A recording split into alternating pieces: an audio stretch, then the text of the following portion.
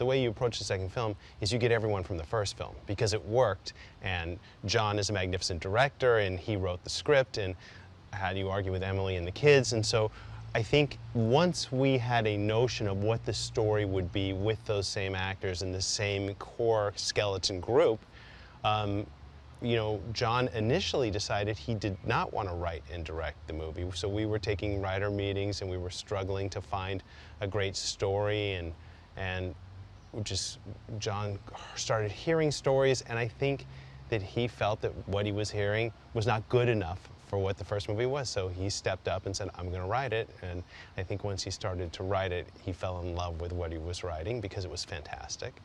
And here we are again, you know, the band's back together. John brings an elegance and an intellectual component to the storytelling that we hadn't really had before.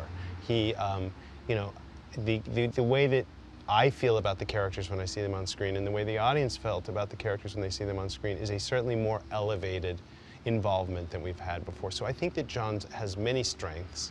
Obviously, working with his wife creates an incredible, wonderful, and safe environment on set, and I think that that transcends all the other actors, and everyone feels great for being here.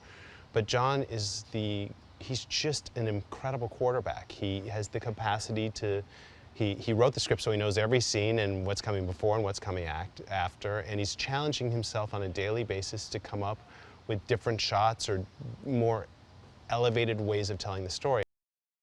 Emily's talent is undeniable, and she's done so many different things. I don't know that she's ever been in a straight-ahead horror/thriller movie.